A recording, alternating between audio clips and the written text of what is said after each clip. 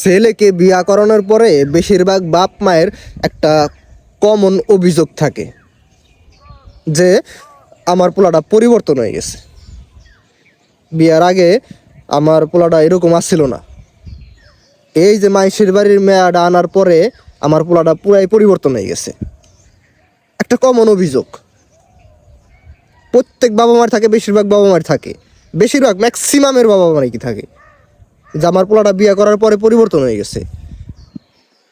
তারা বলে যে আমার পোলাটা পুরাই মানে শ্বশুর বাড়ির ভক্ত, মানে আমাকেও খোঁজ খবর তেমন নেয় না, আমাকেও দেখভাল তেমন করে না, মানে ওই শ্বশুর বাড়ির ভক্ত, শ্বশুর শাশুড়ির ভক্ত।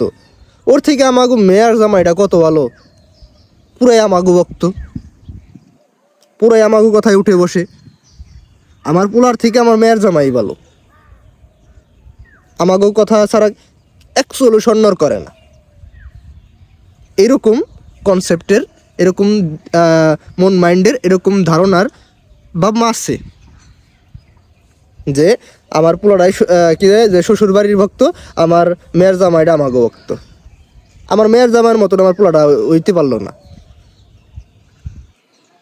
মানে এরকম আছে। কিন্তু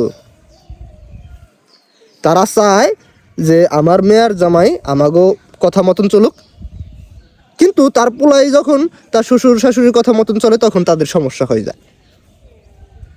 আমি এই যে এইটার সাথে যে একমত হইতেছি, এটারে আমি মানে সাপোর্ট করতেছি এরকমটা কিন্তু না।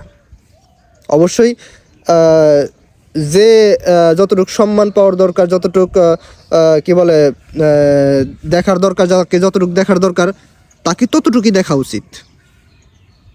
বাবা মার জায়গা বাবা মা, শ্বশুরবাড়ির জায়গায় শ্বশুরবাড়ি, আমার নিজের ওয়াইফের জায়গায় ওয়াইফ। এইরকমভাবে যদি চলতে পারেন আমি মনে করি আপনি ভালো থাকবেন, আপনার ফ্যামিলিতে ওরকম দুঃখ থাকবে না। যদি আপনি এরকমভাবে ভাগ করে চলতে পারেন, মানে দেখা গেলো আপনি বাবা মা ছেড়ে দিয়ে শ্বশুরবাড়ি সব হয়ে গেলো, আবার শ্বশুরবাড়ি ছেড়ে দিয়ে বাবা মাই সব হয়ে গেলো, আবার বউ ছেড়ে দিয়ে বাবা মাই সব হয়ে গেলো, আবার বাবা মা ছেড়ে দিয়ে বউই সব হয়ে গেলো। এরকমভাবে চললে আপনার সমস্যা হবে, আপনার সমস্যায় পড়বেন। যে যার জায়গায় যতটুকু সম্মান পাওয়ার দরকার, যে যার জায়গায় যতটুক দেখার দরকার, যাকে যতটুকু দেখার দরকার আপনি ততটুকুই দেখেন। দেখবেন যে আপনি ভালো থাকতে পারবেন, তারাও আপনার কাছে ভালো থাকবে, আপনিও তাদের কাছে ভালো থাকবেন, কোনো সমস্যা হবে না। যখনই একজনের সাইডে আর একজনের একটু বেশি দেখতে যাবেন দেখবেন তখন সমস্যা হয়ে গেছে। তখন দেখবেন যে আপনি অপরাধী হবেন, আর কেউ না, মাঝখান থেকে আপনি অপরাধী হবেন। তাই আপনাকে বলি যে কাউকে সাইডে দিয়ে একবার কাউকে অনেক বেশি দিতে যাবেন না, তাতে করে সমস্যা হবে, অনেক বেশি সমস্যা হবে। দেখবেন যে আপনি মাঝখান থেকে অশান্তিতে রয়েছেন, এ বলতেছে ও খারাপ, ও বলতেছে ও খারাপ, তখন এই সমস্যাটা হয়ে দাঁড়াবে।